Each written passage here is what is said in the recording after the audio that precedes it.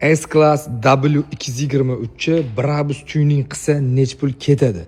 Mana shuni original Brabus o'zi tuning qilgan ekan.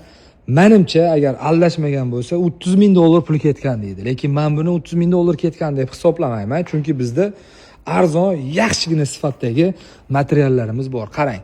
Oblisovkasini xuddi shunaqaga o'zgartirib beraman. O'zingiz ba'zi bamperingiz bo'lsa, xuddi shu joylarini, spoilerlarni almashtirib beraman. Tagga splitter qo'yib beraman. Xohlasangiz karbon, xohlasangiz qora bo'ladi. Kirlovdagi xuddi shunaqa znachogini qo'yamiz. Bakoylar bir xil. Undan tashqari, poyni sizda mana joylaringiz xromoviy bo'ladi. Buni qoraga o'zgartiramiz va diskasini mana shu dizayndagisi ham takoy chiroyli turibdi. Undan tashqari orqada mana raketini spoileriga o'xshataman shuni va Brabus gulshiter nasadka, undan tashqari orqadagi yubkasi. Xullas mana shu ko'rinish hammasi aytiga sizga 1000 yoki 1,5 ming